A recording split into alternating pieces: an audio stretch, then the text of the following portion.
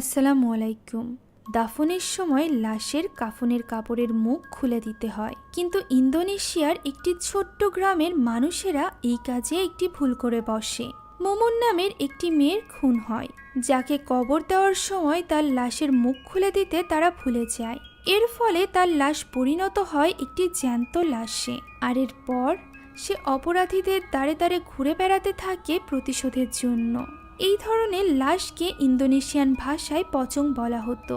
তো চলুন আজ এই ভয়ানক পচংয়ের গল্প জানা যাক। গল্প শুরু হয় শান্ত সুন্দর একটি পাড়ায়।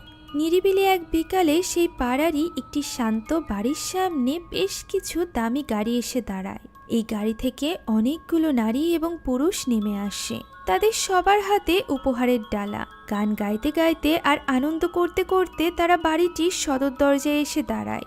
এই পরিবারের কর্তা আল্লাহর নাম নেয় এবং বাড়িতে কে আছে বলে ডাকাডাকি করতে থাকে। একসময় বাড়িটির কর্তা বেরিয়ে আসে এবং অবাক হয়ে বলে, এই সব কি? তারা কারা? এখানে কেন ভিড় করেছে? গাড়ি নিয়ে আসা লোকটিকে সে জিজ্ঞাসা করে যে সে কে। গাড়ি নিয়ে আসা লোকটি বলে সে তার বন্ধুকে চিনছে না কেন। কথা শুনে বাড়ির কর্তা কিছুটা অবাক হয়ে যায় এবং জিজ্ঞাসা করে লোকটি মাবরুম কিনা। গাড়িতে করে আসা লোকটি সম্মতি জানায়, আর এরপর মাবরুম তার এখানে আসার কারণ ব্যাখ্যা করে। তার একটি ছেলে আছে যার সাথে সে এই বাড়ির বড় মেয়েটির সাথে বিয়ে দিতে চায়। মাবরুমের ছেলে এই বাড়ির বড় মেয়েকে প্রথম দেখাতেই পছন্দ করে ফেলেছে, অথচ তাকে বলার সাহস করতে পারেনি। তাই তার হয়ে তার বাবা বিয়ের প্রস্তাব নিয়ে এসেছে। তার ছেলে তার সাথেই এসেছে। সে এখন গাড়িতে বসে আছে। এই সময় আমরা গাড়িতে চশমা পরা বোকাশোকা একজন ছেলেকে দেখতে পাই। এই ছেলেটির সাথেই এই বাড়ির বড় মেয়ে মুমুনের বিয়ের প্রস্তাব আনা হয়েছে। মুমুনের বাবা এই প্রস্তাব শুনে ভীষণ রেগে যায় এবং মাবরুমের পুরো দলকে সেখান থেকে তাড়িয়ে দেয়। এই সময় বেরিয়ে আসে মুমুন এবং মুমুনের সাথে আসে জুনায়েদ নামের একজন ছেলে। আসলে মুমুনের সাথে জুনায়েদের বাগদান হয়ে গিয়েছে, অর্থাৎ তাদের এঙ্গেজমেন্ট হয়ে গিয়েছে, আর এই জন্যই তার বাবা তাকে অন্য কোথাও বিয়ে দিতে চাইছিল না। যদিও মুমুনের বাবাকে দেখে মনে হয় সে জুনায়েদকে তেমন একটা পছন্দ করে না, তবুও মেয়ের মুখের দিকে তাকিয়ে সে কিছুই বলতে পারে না, কেননা মুমুন এবং জুনায়েদ একে অপরকে পছন্দ করে। মুমুনের বাবা জুনায়েদকে বলে তার মেয়েকে দ্রুত বিয়ে করে নিতে, কেননা সে এইভাবে আর একের পর এক বিয়ের প্রস্তাব আটকাতে পারছে না। জুনায়েদের হয়ে মুমুন বলে তারা খুব দ্রুতই বিয়ে করে নিবে, সবকিছুর জন্য তারা প্রস্তুতি নিচ্ছে। বাবা চলে গেলে মুমুনও জুনায়েদের সাথে বেশ রাগারাগি করে এবং বলে তাকে দ্রুত বিয়ে করে নিতে। এভাবে তারা আর কয়দিন কাটাবে। অতিরিক্ত সুন্দরী হওয়ার কারণে গ্রামের প্রায় সবাই মুমুনের পেছনে পড়ে থাকে। তবে এই বাড়ির মেয়ে যে শুধুমাত্র মুমুনই সুন্দরী এরকমটা কিন্তু নয়। এই বাড়ি আরো একটি মেয়ে আছে যার নাম মিমিন। মিমিন মুমুনেরই চমৎ ছোট বোন। দুই বোনের মধ্যে বেশ ভালো বন্ধুত্ব।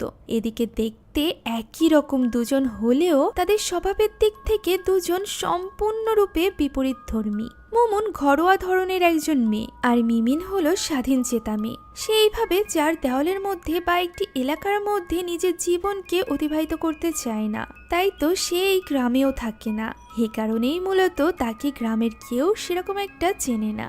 এখন দৃশ্য চলে যায় কোনো মহল্লার সংস্কৃতি অনুষ্ঠানে। সেখানে বেশ নাচ গান হচ্ছিল।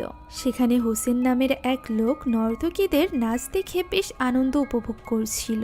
সে এক নর্তকীকে কিছু টাকাও দেয়। এই সময় সেখানে গাড়ি নিয়ে একদল ছেলে চলে আসে। এই ছেলেগুলো হলো এলাকার গুন্ডা ধরনের ছেলে, যাদের কাজই হলো বিভিন্ন জায়গা থেকে চাঁদাবাজি করা। তারা এই অনুষ্ঠান যে আয়োজন করেছে তাকে এক কোনায় টেনে নিয়ে যায় এবং তার কাছ থেকে মোটা অঙ্কের চাঁদা আদায় করে। এরপর হঠাৎই ওই গুন্ডাদের লিডার জেফরি সেখানে হোসেনকে দেখে এবং খুবই খুশি হয়ে যায়। সে এখান থেকে হোসেনকে জোর করে এক স্থানে নিয়ে যায়। আমরা দেখতে পাই এই জায়গাটি একটি কবরস্থান ছিল। হোসেন জেফরিকে জিজ্ঞাসা করে সে আসলে মুমুনকে পছন্দ করে কিনা, সে মুমুনের সাথে থাকতে চায় কিনা। জেফরি বলে সে মুমুনকে পাগলের মতো ভালোবাসে। কথা শুনে হোসেন বলে তাহলে তো তাকে বুজুর্গদের সাথে এই ব্যাপারে কথা বলতে হবে। এখানে বুজুর্গ বলতে হোসেন বুঝিয়েছিল জিনদের কথা। খুব সম্ভবত হোসেন জিনদের মাধ্যমে কালো জাদু করে থাকে আর মানুষকে বশ করার কাজ করে থাকে। এমন সময় হোসেন ভান করতে থাকে তার উপর কোনো বুজুর্গ অর্থাৎ জিন ভর করেছে। সে জেফরিকে বলে তাকে বুজুর্গ বলে ডাকতে। কথা বলতে বলতে হোসেন একটি কবরের মধ্যে হাত ঢুকিয়ে দেয়। অন্যদিকে জুনায়েদ এবং মুমুন তখন বাজারের একটি দোকানে চলে আসে। ওই দোকানটি মুমুন নিজে দেখাশোনা করে। জুনায়েদ মাঝে মধ্যে তাকে এই কাজে সাহায্য করে। দোকানের সামনে একজন মহিলা বসেছিল, যে কিনা মুমুনের বাবা মায়ের জন্য কিছু কাপড় তৈরি করে এনেছে। এই কাপড়গুলো মুমুনের বাবা মা তাদের বাড়িতে হতে যাওয়া পার্টিতে আগামীকাল পরবে। এখন এই মহিলার কাছ থেকে কাপড়গুলো নিয়ে মুমুন তার দোকানের কাজ শুরু করে। এমন সময় আমরা তার দোকানে একটি ছেলেকে উকিঝুঁকি মারতে দেখতে পাই। জুনায়েদ বলে মুমুনের যে ফ্যান ক্লাব রয়েছে সেই ফ্যান ক্লাবেরই একজন ছেলে হলো এই ছেলেটি, অর্থাৎ মুমুনকে অসংখ্য ছেলেরা পছন্দ করে, তাদেরই একজন হলো এই ছেলেটি। মুমুন তার কথা হেসে উড়িয়ে দেয় এবং বলে মুমুন ক্লাবে একজনই সদস্য, আর সে হলো জুনায়েদ। এখানে দোকানে একজন খদ্দের আসে, তাকেও মুমুনের ফ্যান ক্লাবেরই একজন বলা চলে। তাদের এলাকার বেশিরভাগ পুরুষই মুমুনের প্রতি দুর্বল, যে ব্যাপারটা নিয়ে জুনায়েদের কিছুটা হিংসা হয় ঠিকই, তবে মুমুনের জন্যই তার দোকানে বিক্রি বাট্টা ভালো হয়, আর এ কারণেই তাকে চুপ থাকতে হয়। এখন দৃশ্য চলে যায় মিমিনের কাছে। তাকে আমরা শহরের একটি ক্যাফেতে দেখতে পাই। জাকার্তার এই ক্যাফেতে মিমিন চাকরি করে। মিমিনের বাড়িতে পার্টি শুরু হলে মিমিনের বাবা মিমিনকে কল করে এবং ওই পার্টির খরচ বহন করার জন্য তাকে ধন্যবাদ জানায়। আর এরপর মিমিনের বাবা মিমিনকে উস্তাদ উদিনের সাথে কথা বলতে বলে। উদিন এখানে মিমিনকে বলে যে সে মিমিনের জন্য দোয়া করবে, যাতে করে সে একজন ভালো জীবনসঙ্গী পায়। অন্যদিকে হোসেন এবং জেফরি তাদের 2 নাম্বারি কাজ অর্থাৎ জাদুটোনায় ব্যস্ত ছিল। হোসেনের শিখিয়ে দেওয়া নিয়মে জেফরি অনেকক্ষণ যাবৎ মন্ত্রতন্ত্র পড়ে। এরপর সে তার হাতে থাকা আগরবাতি নিভিয়ে দেয়। হোসেন তাকে অপেক্ষা করতে বলে। তার মতে তার পছন্দের মানুষটি তার জন্য পাগল হয়ে ছুটে আসতে বেশি সময় আর বাকি নেই, অর্থাৎ কালো জাদুর মাধ্যমে তারা মুমুনকে জেফরির জন্য পাগল করতে চলেছিল। এদিকে মুমুনের বাড়িতে তখন উস্তাদ উদিন মিলাদ পড়াচ্ছিল। সবাই সেখানে হাত তোলে মোনাজাতের জন্য। এমন সময় মুমুনের ফোনে ব্যাংক থেকে একটি মেসেজ আসে। মেসেজে তাকে দ্রুত লোন পরিশোধ করার জন্য বলা হয়। এই মেসেজটি দেখে মুমুন বেশ চিন্তিত হয়ে পড়ে, কেননা সে তো কোনো লোনই নেয়নি। আর এ কারণেই সে তখনই কল দেয় তার ছোট বোন মিমিনকে। মিমিন বোনের ভিডিও কল দেখে দ্রুত তার ওয়েটারের কাপড় ছেড়ে রেস্টুরেন্টের অফিস রুমে চলে যায়। আসলে মিমিনের পরিবার জানে যে সে জাকার্তায় বড় কোনো অফিসে চাকরি করে। সে ওয়েটারের কাজ করে এ কথা তার পরিবার জানে না। মিমিন কল রিসিভ করলে মুমুন তাকে জিজ্ঞাসা করে সে কোনো লোন নিয়েছে কিনা। মুমুনের কাছে লোনের মেসেজ এসেছে, অথচ সে কোনো লোন নেয়নি। তাই মুমুন মিমিনকে জিজ্ঞাসা করে সে তার এটিএম কার্ড দিয়ে কোনো ধরনের লোন করেছে কিনা। মিমিন বলে সে শুধুমাত্র কিছু শপিংই করেছে, হয়তোবা তাদের বাবা মুমুনের কার্ড ব্যবহার করে লোন নিয়েছে। তাই তো এই সামান্য বিষয় নিয়ে মিমিন বোনকে চিন্তা করতে মানা করে। মুমুন বলে এটা তার কাছে সামান্য বিষয় নয়, সে একা কিভাবে এতগুলো টাকা পরিশোধ করবে, কারণ এখানে 1000-2000-এর ব্যাপার নয়, বরং লক্ষ কোটির ব্যাপার ছিল, যে কারণে মুমুন ভীষণ চিন্তিত হয়ে পড়েছিল। তবে মিমিন বলে সে এই টাকাগুলো শোধ করে দিবে। একথা বলেই সে তড়িঘড়ি করে ফোনটি রেখে দেয়। অন্যদিকে জেফরি মুমুনের বাড়িতে উকিঝুঁকি দিচ্ছিল। মুমুন তাকে দেখতে পেয়ে তার দিকে তাকিয়ে হাসে এবং হাত নাড়ে, আর এরপর মুমুন তার দিকেই এগিয়ে আসে, যা দেখে জেফরির খুশি তো আর ধরে না। তার জাদুটোনা সফল হয়ে গিয়েছে। তবে মুমুন তার কাছে এসে বলে সে কে, তার পরিচয় কি, সে কেন এখানে উকি দিচ্ছে। মুমুন আসলে ভেবেছিল এই লোকটি হয়তোবা পার্টির একজন মেহমান, তাই সে তার দিকে হাত নেড়েছিল। তবে কাছে এসে তার ভুল ভেঙে গিয়েছে। জেফরি যখন বুঝতে পারে তার কালো জাদুতে এখনো কাজ হয়নি, তখন সে হতাশ হয়ে পড়ে এবং সেখান থেকে চলে যায়। পরদিন মুমুনের কাছে আবারও ব্যাংক থেকে মেসেজ আসে। ব্যাংক থেকে বলা হয় সে যদি আজ দুপুরের মধ্যে টাকাটা শোধ না করে তাহলে ব্যাংক কর্তৃপক্ষ কঠোর ব্যবস্থা নিবে। মুমুন বুঝতে পারে না সে এখন কি করবে, তাই বাধ্য হয়ে সে কল দেয় জুনায়েদকে। জুনায়েদ তাকে জিজ্ঞাসা করে তার কি হয়েছে, তাকে কেন এত চিন্তিত লাগছে। মুমুন এখানে অনেকটা অস্বস্তি বোধ করছিল জুনায়েদের কাছ থেকে টাকা চাওয়ার ব্যাপারে। তবুও ফাইনালি সে সাহস করে এবং জুনায়েদের কাছে টাকা চায়। ভালোবাসার মানুষটি টাকা চেয়েছে দেখে জুনায়েদও কিছু না ভেবেই এতে রাজি হয়ে যায়। তবে টাকার অঙ্ক শুনে সে বেশ চমকে ওঠে এবং জিজ্ঞাসা করে এত টাকা তার কেন দরকার। মুমুন তার কথার কোনো জবাব দিতে পারে না, তবে বলে টাকাটা তার এখনই দরকার। জুনায়েদ বলে সে কিছু অংশ টাকা দিতে পারবে, সব টাকা তো তার কাছেও নেই। জুনায়েদ আরও বলে ভবিষ্যতে কোনো সমস্যা হলে তার জুনায়েদকে সব খুলে বলা উচিত, কারণ তারা দুজন স্বামী স্ত্রী হতে চলেছে। মুমুন বলে সে তাই করবে। মুমুন টাকা পাবে শুনে স্বস্তির নিঃশ্বাস ফেলে, আবার একই সাথে ভীষণ লজ্জায়ও পড়ে যায়, তার কারণ তার জুনায়েদের কাছ থেকে টাকা ধার চাইতে হচ্ছে। এমনটা এই প্রথমই হচ্ছে, তাই লজ্জায় সে মাটির সাথে মিশে যাচ্ছিল। জুনায়েদ তাকে বোঝায় এতে লজ্জার কিছুই নেই, তারা দুজন একে অপরকে ভালোবাসে, তাই বিপদ আপদে তারা দুজন একজন একজনের পাশে থাকবে, এটাই স্বাভাবিক। এখন সন্ধ্যায় বাড়ি থেকে বের হতেই মুমুনকে কিছু গুন্ডা পান্ডারা ঘিরে ধরে। তারা বলতে থাকে মুমুন তাদের কাছ থেকে টাকা ধার নিয়েছে, এখন টাকা ফেরত দেওয়ার সময় হয়ে গিয়েছে। তবে মুমুন কখনোই তাদের থেকে কোনো টাকা ধার নেয়নি, তাই সে এই ব্যাপারে কিছুই বুঝে উঠতে পারছিল না। এমন সময় সেখানে জেফরি চলে আসে এবং গুন্ডাদেরকে ধমক দিয়ে তাড়িয়ে দেয়। এই গুন্ডারা আসলে জেফরির হয়ে কাজ করে। জেফরির সুদের ব্যবসা আছে, যারা সময় মতো টাকা দিতে পারে না তাদের এই গুন্ডারা মারধর করে টাকা আদায় করে নেয়। বসকে দেখে গুন্ডারা চলে যায়। মুমুন বলে সে জেফরিকে চিনতে পেরেছে। জেফরিকে সে ওই পার্টির সময় তার বাড়ির সামনে দেখেছিল। জেফরি বলে সে মুমুনের ধার দেনার ব্যাপারটা জানে, আর যেহেতু কোম্পানিটি তার, তাই সে মুমুনকে এই ব্যাপারে সাহায্য করতে পারে। মুমুন তাকে এই ব্যাপারে কিছু না বলে সেখান থেকে চলে যেতে চায়, তবে জেফরি বলে সে তাকে নামিয়ে দিয়ে আসবে। রাস্তাটি ভালো ছিল না, এর উপর আবার জেফরি জোর করছিল, তাই তো বাধ্য হয়ে মুমুনকে এ কথা মেনে নিতে হয়। যেতে যেতে জেফরি তাকে টাকা পয়সা নিয়ে চিন্তা করতে মানা করে, আর এই কথা বলেই সে মুমুনের হাত ধরার চেষ্টা করে, যার ফলে মুমুনের আর বুঝতে বাকি থাকে না জেফরির উদ্দেশ্য কি, তাই সে তাকে তখনই নামিয়ে দিতে বলে। জেফরি তাকে ছাড়তে চায় না। হাতাহাতির এক পর্যায়ে তাদের অ্যাক্সিডেন্ট হয়ে যায়। গাড়ির সামনে একটি মোটরসাইকেল চলে আসে এবং গাড়ি থেকে নেমে জেফরি মোটরসাইকেলওয়ালাকে গালমন্দ করতে থাকে, আর এই সুযোগ পেয়ে মুমুন তাড়াতাড়ি গাড়ি থেকে নেমে পালাতে শুরু করে। কিছুক্ষণ ছোটার পর মুমুন এক স্থানে লুকিয়ে পড়ে এবং সেখান থেকে মিমিনকে কল করে। মিমিন তখন রেস্টুরেন্টে ব্যস্ত থাকায় কলটি রিসিভ করতে পারে না। সে কিছুক্ষণ পর কল ব্যাক করে, আর ঠিক তখনই ফোনের রিংটনের শব্দে জেফরি বুঝে যায় মুমুন এখন কোথায় আছে। সে আবারও মুমুনের পিছু করতে শুরু করে। ছুটতে ছুটতে এক পর্যায়ে জেফরি মুমুনকে ধরে ফেলে এবং তার সাথে বাজে কাজ করার চেষ্টা করে। মুমুন কোনো মতে লাথি দিয়ে জেফরিকে ফেলে আবারও ছুটে পালায়। জেফরি তখনও তার পিছু ছাড়েনি। দৌড়াতে দৌড়াতে মুমুন মেন রোডে চলে আসে, আর ঠিক তখনই সেখানে একটি ট্রাক এসে তাকে উড়িয়ে দেয়। মুমুন অনেক দূরে গিয়ে ছিটকে পড়ে, আর এই দৃশ্য দেখে ভয় পেয়ে জেফরি সেখান থেকে দ্রুত পালিয়ে যায়, আর মুমুন সেখানেই মারা যায়। এরপর আমরা দেখতে পাই মুমুনের দাফন সম্পন্ন হচ্ছে। সেখানে তার শোকাহত পরিবার তাকে ঘিরে দাঁড়িয়ে আছে। অকালে এই মৃত্যুতে সবাই যেন শোকে পাথর হয়ে গিয়েছিল। সব রীতিনীতি মেনে তার জানাজা এবং দাফন শেষ করা হয়, আর একসময় জানাজায় আসা সবাই ধীরে ধীরে চলে যেতে শুরু করে। শুধু বসে থাকে মুমুনের পরিবার। পরবর্তী দৃশ্যে আমরা হোসেনকে দেখতে পাই, যার সাথে জেফরির ওই গুন্ডারা ঝগড়া করছিল। তাদের মতে হোসেন মিথ্যা কথা বলেছিল এবং জিনের নাটক করেছিল, এবং এইভাবেই সে তাদের বসের থেকে টাকা হাতিয়ে নিয়েছিল। তারা হোসেনের কাছে ওই টাকা ফেরত চায়, অর্থাৎ ওই কালো জাদুর টাকা ফেরত চায়। হোসেন তাদেরকে বলে জেফরিকে যেন তারা তার বাড়িতে পাঠিয়ে দেয়, সে জেফরিকে সবকিছু বুঝিয়ে দিবে। হোসেন আর কবরস্থানের দারোয়ান তাদের বুঝিয়ে শুনিয়ে সেখান থেকে পাঠিয়ে দেয়।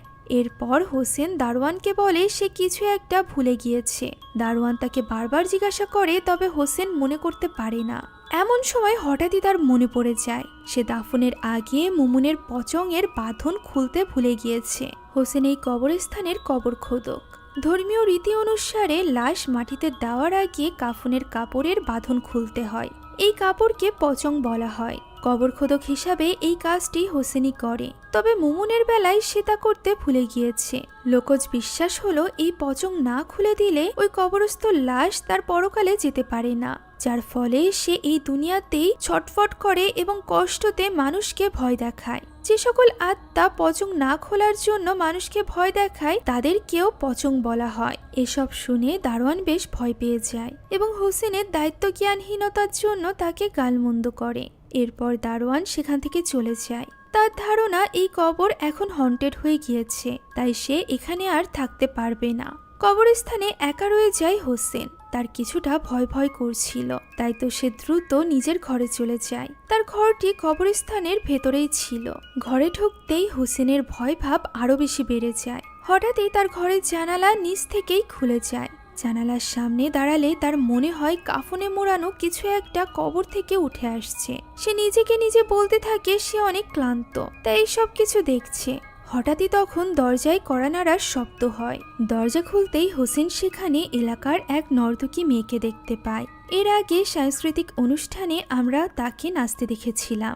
মেয়েটি হোসেনের কাছে কিছু টাকা চায়। প্রায় সে বিনোদন দেওয়ার পরিবর্তে হোসেনের কাছ থেকে টাকা নিত, তবে এবার হোসেন তাকে টাকা না দিয়েই সেখান থেকে তাড়িয়ে দেয়। হোসেনের ধারণা হয় একটু আগে সে জানালা দিয়ে এই মেয়েটিকেই দেখেছিল, আর এতে তার ভয় কিছুটা কমে। তবে কিছুক্ষণ পরই সে আবারও ভয় পেয়ে যায়। সে তার ঘরের কোনায় কাফনে মোড়ানো অবয়ব দেখতে পায়। তার সবুজ চোখ জ্বলজ্বল করছিল। আলো জ্বালাতেই সেই অবয়বটি উধাও হয়ে যায়। আবারও আলো নেভাতে সেটি চলে আসে। হোসেন কয়েকবার আলো জ্বালিয়ে নিভিয়ে নিশ্চিত করে সেখানে কিছুই নেই। আর এরপর সে ওই জায়গায় যায় যেখানে কাফনে মোড়ানো ছায়ামূর্তিটি দেখেছিল। হোসেন নিশ্চিত হয় এখানে কিছুই নেই, তবে তার ভয় কমে না। সে আলো জ্বালিয়ে রেখে চাদর মুড়ি দিয়ে শুয়ে পড়ে। তখনই বাইরে থেকে একটি কণ্ঠ হোসেনকে ডাক দেয় এবং বলে সে মুমুন।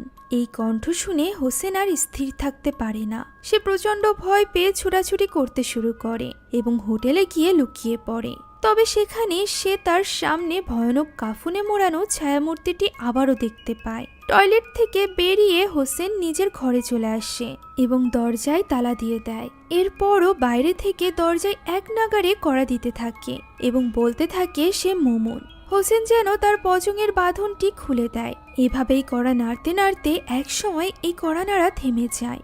ফলে হোসেন কিছুটা স্থির হয়। তবে ঠিক তখনই তার পাশের আলমারিটি খুলে যায়। সেখানে একটি কাটা মাথা দেখা যায়। মাথাটিতে পচং বাঁধা ছিল, যা দেখে হোসেন প্রচন্ড আতঙ্কিত হয়ে পড়ে। তার আতঙ্ক আরো বেশি বাড়িয়ে দিতে প্রচন্ড হাওয়া বইতে থাকে এবং তার সব জিনিসপত্র এলোমেলো হয়ে যায়। ঘরের ভেতরে সে মুমুনের কবরের ফলক দেখতে পায়। বাতাসে হারিকেন পড়ে যায় আর ঘরে আগুন ধরে যেতে থাকে। দূরে দাঁড়ানো কাফনে জড়ানো ছায়ামূর্তিকে হোসেন বারবার বলতে থাকে তাকে যেন সে ক্ষমা করে দেয়। একসময় সবকিছু শান্ত হয়ে যায়, বাতাসও থেমে যায়। তার ঘর গোছানো দেখা যায়। তবে ঘরের ভেতরে হোসেন কিছু মাটি দেখতে পায়, যেগুলো কবরের মাটি ছিল, যা দেখে হোসেন স্তম্ভিত হয়ে যায়। সে বুঝতে পারে এই সব কিছু নিছক কল্পনা তো মোটেও ছিল না।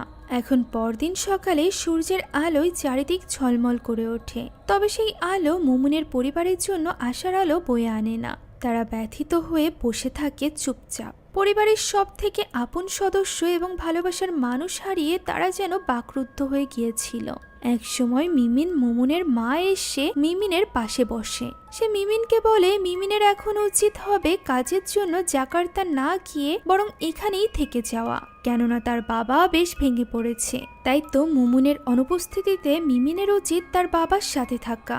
তবে মিমিন বলে তারা সারা জীবন এভাবে শোক পালন করতে পারবে না, তাদের জীবনে এগিয়ে যেতে হবে। মুমুনকেও তার মতো শান্তিতে থাকতে দিতে হবে। যা হওয়ার তা হয়ে গিয়েছে, এখন আর কিছুই করার নেই। মিমিনের মা তাকে তাদের বাবার দিকে তাকাতে বলে এবং বাবার জন্য এখানেই থেকে যেতে বলে। তবে মিমিন বলে তাকে চাকরি করতে যেতেই হবে। তখনই মিমিনের মা বলে মুমুনের দোকানটি সে দেখাশোনা করতে পারে। এই দোকানটি এখানে বেশ চালু দোকান। তবে মিমিন বলে সে জাকার্তায় বেশ পরিশ্রম করে চাকরিটি পেয়েছে, তাই সে তা হারাতে চায় না। তাকে জাকার্তায় যেতেই হবে।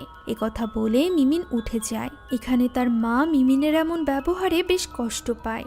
এরপর আমরা মিমিন এবং জুনায়েদকে মুমুনের কবরের সামনে দেখতে পাই। মিমিন জুনায়েদকে ধন্যবাদ জানায় সব সময় তার বোনের পাশে থাকার জন্য। সে এও বলে যে সে জাকার্তা ফিরতে চায়, কারণ তার এখানে থাকলে মুমুনের কথা বেশি মনে পড়বে। অন্যদিকে জেফরি তার দলবল নিয়ে হোসেনের কাছে আসে এবং জাদুটোনা বাবদ হোসেনকে সে যা দিয়েছিল তার প্রায় 4 গুণ টাকা ফেরত চায়। হোসেন তাকে বোঝায় টাকা দেওয়া এখন সম্ভব না, তবে জেফরি তার কোনো কথাই শুনতে চায় না। সে হোসেনকে শাসিয়ে চলে যায়। এদিকে মুমুনের বাড়িতে মুমুনের বাবা তার মেয়ের ছবি দেখে কাঁদছিল আর তার উদ্দেশ্যে বলছিল যে সে কেন তাদেরকে এত জলদি ছেড়ে চলে গেল।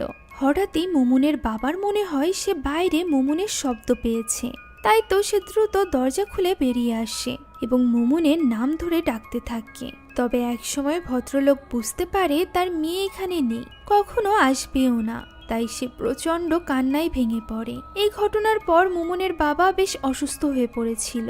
মুমুনের মা জুনায়েদকে বলে যদি মিমিন এখানে থেকে যেত তাহলে তার বাবার অবস্থা এতটা খারাপ হতো না। জুনায়েদ তখন আশ্বস্ত করে বলে সে তাদের সাথে থাকবে। এমন সময় গাড়ি নিয়ে হুড়স্থুল করে জেফরি চলে আসে মুমুনদের বাড়িতে।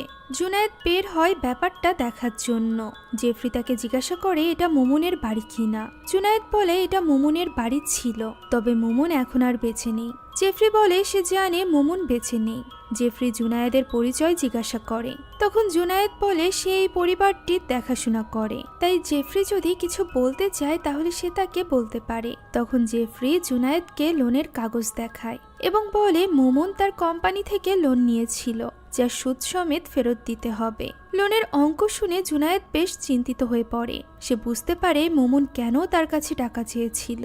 জেফরি মুমুনের বাবা মায়ের সাথে কথা বলতে চাইছিল, তবে জুনায়েদ তাকে তা করতে দেয় না, বলে লোনের ব্যাপারটা সে তাদের জানাবে। জেফরি জিজ্ঞাসা করে সে কে আর এত ঝামেলা সে কেন মাথা পেতে নিচ্ছে। তখন জুনায়েদ তার জবাব দেয় না, বরং বলে শোকাহত এই বাবা মাকে এখন এসব বলা মোটেও উচিত হবে না। জেফরি বলে সে আবারও ফিরে আসবে, এত সহজে জেফরির হাত থেকে তারা নিস্তার পাবে না। এই বলে জুনায়েদের হাতে লোনের চিঠিটি ধরিয়ে জেফরি দলবল নিয়ে সেখান থেকে চলে যায়। জেফরি খুব ভালোভাবেই জানতো যে তার জন্যই মুমুনের এমন অকাল মৃত্যু হয়েছে, তবুও সে মুমুনের এবং মুমুনের পরিবারের পিছু ছাড়েনি। এখন জুনায়েদ পরদিনই জাকার্তায় যায় মিমিনের খোঁজে। মিমিন কোথায় কাজ করে তা জুনায়েদ জানতো না। তার সোশ্যাল মিডিয়ার পোস্ট থেকে জুনায়েদ অনেক খুঁজে ওই ক্যাফেটা খুঁজে বের করে যেখানে মিমিন কাজ করে। ক্যাফের বাইরে থেকে সে মিমিনকে ভেতরে ওয়েটারের কাজ করতে দেখতে পায়। মিমিনের এতদিনে বলা মিথ্যা কথা আজ ফাঁস হয়ে গিয়েছিল। মিমিনও এখানে জুনায়েদকে দেখে অবাক এবং বিব্রত হয়ে পড়ে। অন্যদিকে ওই সময় হোসেন এবং কবরস্থানের দারোয়ান দুজন কবরস্থানে বসে গান বাজনা করছিল। তারা বেশ আনন্দই করছিল।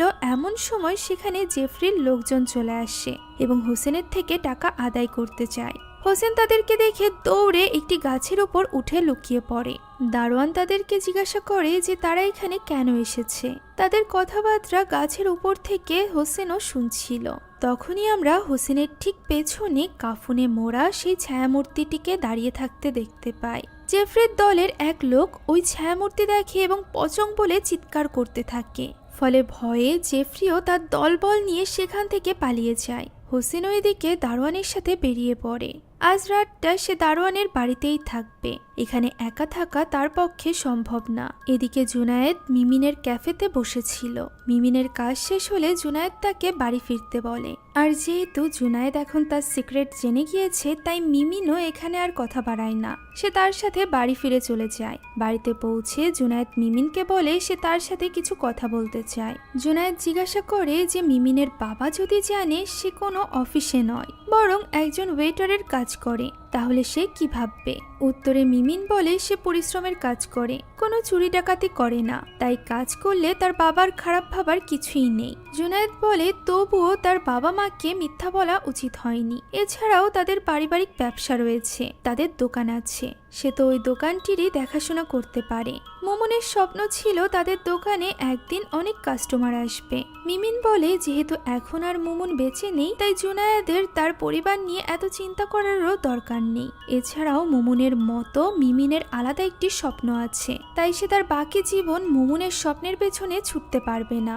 জুনায়েদ বলে মিমিন যদি মুমুনের দোকানের দেখাশোনা করে তবেই সে তার ওয়েটারের কাজের কথা গোপন রাখবে। একথা শুনে রেগে গিয়ে মিমিন বলে যে সে যা ভালো মনে করে তাই করতে পারে। একথা বলে সে ভেতরে চলে যায়। পরদিন জুনায়েদ আবারও মিমিনের সাথে কথা বলে। সে এবার মিমিনকে জানায় যে সে জানে মিমিন মুমুনের কার্ড ব্যবহার করে টাকা লোন করেছিল, যে লোন কোম্পানির লোকজন বাড়ি পর্যন্ত চলে এসেছে। মিমিন জিজ্ঞাসা করে এখন জুনায়েদ কি চায়। সে কি চায় যে এই টাকাগুলো মিমিন পরিশোধ করুক। জবাবে জুনায়েদ বলে মিমিনেরই তা পরিশোধ করা উচিত। মিমিন বলে সে নিজের জন্য নয়, বরং তার বাবা মায়ের জন্য এই টাকা তুলেছিল। তার বাবা মা এগুলো দিয়ে বিভিন্ন মিলাদ মাহফিল করেছে, বিভিন্ন অনুষ্ঠানের আয়োজনও করেছে। সেই সাথে তারা বেশ কয়েকবার উমরাও করতে গিয়েছে এই টাকা দিয়ে। জুনায়েদ বলে তাদের বাবা মা তো জানতোই না এই টাকাগুলো মিমিন লোন করে দিচ্ছে। তারা তো জানতো মিমিন তার বেতন থেকে এই টাকাগুলো দিচ্ছে, আর তারা যদি কোনোভাবে সত্যিটা জানতে পারে তাহলে তারা অনেক আঘাত পাবে। তাই জুনায়েদ মিমিনকে প্রস্তাব দেয় যে তারা দুজন একসাথে মিলে মোমনের দোকানে কাজ করবে এবং সেই টাকা দিয়েই তারা অল্প অল্প করে পাওনা শোধ করবে। আর এই লোন শোধ যতদিন না পর্যন্ত হচ্ছে ততদিন যেন মিনি তার বাবা মায়ের বাধ্য সন্তান হয়ে থাকে। বাধ্য হয়ে মিমিনকে এই প্রস্তাবে রাজি হতে হয়। পরদিনই জুনায়েদ মিমিনকে তার দোকানে নিয়ে যায় এবং দোকানে সবকিছু শিখিয়ে দেয়। সে মোমনের রেখে যাওয়া একটি রেসিপির বই মিমিনকে দেয়। মিমিনও এখানে মন দিয়ে বোনের লিখে রাখা রেসিপিগুলো পড়তে থাকে। হঠাৎই সে ওই ডায়েরিতে মোমনের কিছু ব্যক্তিগত লেখা দেখতে পায়। সেখানে সে তার জীবনের ইচ্ছাগুলো লিখে রেখেছিল। এই ইচ্ছাগুলোর মধ্যে অন্যতম ছিল তার বাবা মাকে হজ করানো এবং জুনায়েদকে বিয়ে করা, যা পড়ে মিমিন ইমোশনাল হয়ে পড়ে। কেননা সে তার বাবা মাকে হস্ত পালন করিয়েছে কিন্তু মোমনকে বিপদে ফেলে। সেই সাথে সে এটাও বুঝতে পারে খুব সাধারণ দেখতে মোমনেরও অনেক স্বপ্ন ছিল যা সে পূরণ করতে পারেনি একমাত্র মিমিনের জন্য। আর এই কারণেই সে নিজের ওয়েস্টার্ন কাপড় খুলে বোনের মতো করে খুব সাধারণ পোশাক পরে এবং বাবার সামনে এসে দাঁড়ায়। মিমিনের বাবা এখানে তাকে দেখে বেশ অবাক হয়ে যায়। অন্যদিকে হোসেন ছুটে চলে যায় জুনায়েদের কাছে। সে জুনায়েদকে জানায় তার বড় একটি ভুল হয়ে গিয়েছে। সে মোমনের পচঙের বাঁধন খুলতে ভুলে গিয়েছে, তাই এখন মোমন একজন পচঙে পরিণত হয়েছে এবং তার আত্মা বারবার হোসেনের কাছে তার পচঙের বাঁধন খোলার জন্য অনুরোধ করছে। জুনায়েদ তার কথা বিশ্বাস করে না, তাই তো হোসেন তাকে নিয়ে কবরস্থানে যায় এবং কবরস্থানের আশপাশটা তাকে দেখাতে থাকে। জুনায়েদ যদিও কিছু দেখতে পায় না, তবে সেখানে হোসেন আবারও কাফনে মোড়ানো মোমনের পচং দেখতে পায়। তবে যেহেতু জুনায়েদ কিছুই দেখতে পারছিল না, তাই সে নিজের কাজে চলে যায়। অন্যদিকে জেফরি তার দলবল নিয়ে চলে আসে মোমনের দোকানে। সেখানে তারা কাউকেই দেখতে পায় না। তারা সেখান থেকে ইচ্ছামতো খাবার নিয়ে খাচ্ছিল। হঠাৎই তখন মোমনের মতো কাউকে দেখে তারা প্রচন্ড ভয় পেয়ে যায় এবং সেখান থেকে পালিয়ে যায়। এটি আসলে মিমিন ছিল, যে কিনা তার বোনের পোশাক পরে সেখানে এসেছিল। এমন সময় জুনায়েদও দোকানে চলে আসে। জুনায়েদ কিংবা মিমিন কেউই বুঝতে পারে না গুন্ডারা এইভাবে পালিয়ে গেল কেন। জুনায়েদ নিজেও মিমিনের পোশাক আশাক দেখে বেশ অবাক হয়ে গিয়েছিল। মিমিন জিজ্ঞাসা করে এই লোকগুলোকে। জুনায়েদ বলে এরা লোন আদায় করে থাকে, তবে মিমিনের কাছে এদের গুন্ডা বলেই মনে হয়। অন্যদিকে ওই গুন্ডারা অর্থাৎ জেফরি দলবল নিয়ে আবারও হোসেনের কাছে যায় এবং হোসেনকে বলে তাদের বাঁচাতে। তারা যেখানেই যাচ্ছে মোমনের ভূত দেখতে পারছে। হোসেন প্রথমে তাদের সাহায্য করতে চায় না, কারণ এর আগেও একবার তাদের সাহায্য করে হোসেনের বেশ ঝামেলায় পড়তে হয়েছে। তবে জেফরি এখানে অনেক অনুরোধ করলে হোসেন তাকে একটি চুড়ি দেয়। এই চুড়ি বিশেষ এক ধরনের চুড়ি, যা তাকে আপদ বালাই এবং জিনভূত থেকে রক্ষা করবে। এটি কোনো সাধারণ চুড়ি নয়, বরং সমুদ্রের তলদেশে পাওয়া চুড়ি। এখন ওই রাতে মিমিন তার ঘরেই ঘুমিয়েছিল। হঠাৎই কিছু একটা শব্দে তার ঘুম ভেঙে যায়। সে তার ঘর থেকে বের হয়ে শব্দের উৎস খুঁজতে থাকে, তবে কিছুই দেখতে পায় না। দূরে তখন আমরা কিছু একটা ছায়া দেখতে পাই। কিছু দেখতে না পেয়ে মিমিন যখন নিজের ঘরে ফিরে যাচ্ছিল, তখন তাদের বাড়ির সদর দরজা একা একাই খুলে যায়। মিমিন ভয় পেলেও ধীরে ধীরে দরজার সামনে গিয়ে দাঁড়ায়। হঠাৎই তার সামনে পচং চলে আসে। কাফনে মোড়ানো ভয়ানক সেই মূর্তি দেখে মিমিন ভীষণ ভয় পেয়ে যায়। পচং ঠিক মোমনের গলায় মোমনের মতো করে মিমিনকে মিন বলে ডাকে আর বলতে থাকে তাকে সাহায্য করার জন্য। প্রচণ্ড আতঙ্কিত মিমিন সেখানেই অজ্ঞান হয়ে পড়ে। জ্ঞান ফেরার পর তার বাবা তাকে জিজ্ঞাসা করে যে তার কি হয়েছিল, সে কেন অজ্ঞান হয়ে গিয়েছিল। অজ্ঞান অবস্থায় সে নাকি শুধুমাত্র তার বোনের নাম ধরে ডাকছিল। মিমিন তার বাবার কথার কোনো জবাব দেয় না, সে একদমই চুপচাপ হয়ে গিয়েছিল। এই সময় সেখানে জুনায়েদ চলে আসে। জুনায়েদ বলে তারা সবাই মিমিনকে নিয়ে বেশ চিন্তা করছে, তাই সে যেন তাদেরকে সব খুলে বলে। মিমিন বলে তাকে নিয়ে চিন্তা করার কিছুই নেই, সে খুব ভালো আছে। মিমিনের বাবা জুনায়েদকে বলে তার মেয়ের দিকে খেয়াল রাখতে। তার আর একটি মাত্রই সন্তান আছে, সে তাকে কোনো মতেই হারাতে চায় না। অন্যদিকে হোসেনকে আবারও দেখা যায় পাড়ার নর্তকীদের মাঝে ফুর্তি করতে। এমন সময় সেখানে জেফরি চলে আসে আর সেখানে থাকা নর্তকী আর তাদের এজেন্টের কাছ থেকে চাঁদা তোলার চেষ্টা করে। হঠাৎ করেই প্রচণ্ড বজ্রপাতের শব্দ হয় এবং তুফান শুরু হয় সেখানে। সবাই এতে করে বেশ ভয় পেয়ে যায়। এমন বিনা মেঘে বজ্রপাত এবং তুফানের কারণ তারা বুঝে উঠতে পারছিল না। এরপরই তারা সেখানে এমন কিছু একটা দেখে যা দেখে তারা ভীষণ চমকে যায়। এদিকে ওই রাতে জুনায়েদ মিমিনদের বাড়ির বসার ঘরে ঘুমিয়েছিল। হঠাৎই তার সামনে মিমিন আসে। গতরাতের ওই ঘটনার ব্যাপারে এই প্রথম মিমিন মুখ খোলে। সে জানায় গতরাতে মুমুন তার কাছে এসেছিল এবং কাঁদতে কাঁদতে তার কাছে সাহায্য চেয়েছিল। এ কথা বলে মিমিন নিজেও কেঁদে ফেলে। তবে এটা শুনে জুনায়েদ ভীষণ রেগে যায়। সে বলে তারা কেন মুমুনকে নিয়ে এইসব কথা ছড়াচ্ছে। মুমুন খুবই ভালো একজন মেয়ে ছিল। মুমুন যেখানেই আছে শান্তিতে আছে। তারা যেন মুমুনকে শান্তিতে থাকতে দেয়। এসব মিথ্যা কথা সে যেন না ছড়ায়। জুনায়েদ আরো বলে মুমুনের বাবা চায় মিমিনের সাথে যেন তার বিয়ে হয়, কেননা মুমুন তো বেঁচে নেই। তবে জুনায়েদ এটা চায় না। সে শুধুমাত্র মুমুনকেই ভালোবাসে। এদিকে তারা যখন এই ব্যাপারে কথা বলছিল তখন অন্যদিকে জেফরি এবং বাকিরা বজ্রপাতের মধ্যে আকাশে যা ভাসতে দেখেছিল তার কিছু নয় বরং স্বয়ং মুমুন অর্থাৎ মুমুনের পচং ছিল। আর এই দৃশ্য দেখে সবাই প্রচন্ড ভয় পেয়ে গিয়ে ছুটাছুটি করতে শুরু করেছিল। জেফরি এবং হোসেন একটি টয়লেটে গিয়ে আশ্রয় নেয়। সেখানে লাইট ফ্লিকার হতে শুরু করে এবং মুমুনের কণ্ঠ শোনা যায়। তারা বুঝে যায় এই জায়গাটিও নিরাপদ নয়। তাই তারা বের হয়ে গাড়িতে চেপে বসে। জেফরির সাগরেদ গাড়ি চালাচ্ছিল। হঠাৎই সে তার পাশে মুমুনকে দেখতে পায়, যাকে দেখে প্রচন্ড ভয়ে সে গাড়ি নিয়ে পড়ে যায়। পানি থেকে সবাই উঠে আবারও ছুটতে শুরু করে, তবে মুমুনের হাত থেকে বাঁচতে পারে না। মুমুন জেফরির দলের একজনকে ধরে ফেলে। মুমুনের মুখ থেকে বের হওয়ার রক্তের স্রোতে ভেসে যায় ছেলেটি। এরপর মুমুন ধরে জেফরিকে, তবে সে জেফরিকে কিছুই করে না, বরং তাকে ভয় দেখিয়ে ছেড়ে দেয়। পরদিন পুরো গ্রাম এই ব্যাপার নিয়ে কথা বলছিল। এদের মধ্যে মাপুক নামের একজন মহিলাও ছিল। মাপুক সেই মহিলা যার কাছ থেকে মুমুন প্রায় কাপড় কিনত। মাপুক এখানে কবরস্থানের দারোয়ানকে বলে মুমুনের পচং হয়ে যাওয়ার খবর। এছাড়াও সে বলে মিমিন ধীরে ধীরে মুমুনের সব আত্মসাৎ করে নিচ্ছে, তার দোকান, তার স্বামী, সবকিছু।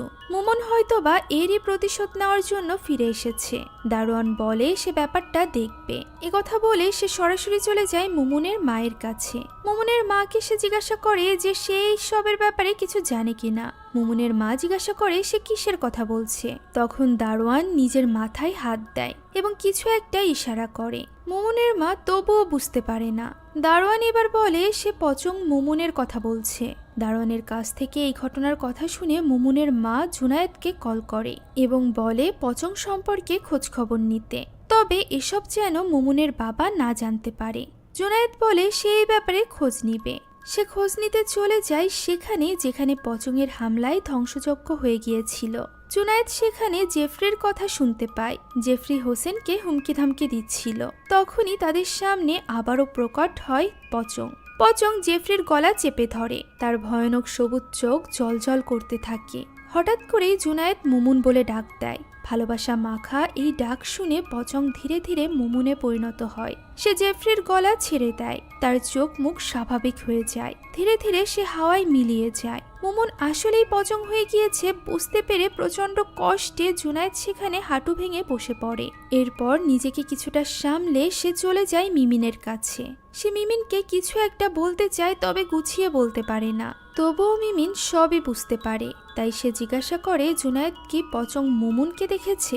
জুনায়েদ সাই জানায় এবং সব কিছু খুলে বলে। তখন মিমিন বলে পচং না খুলে দেওয়ায় সে হোসেনকে মারতে চাইছে, তা বোঝা যাচ্ছে। তবে জেফরিকে কেন সে মারতে চাইছে?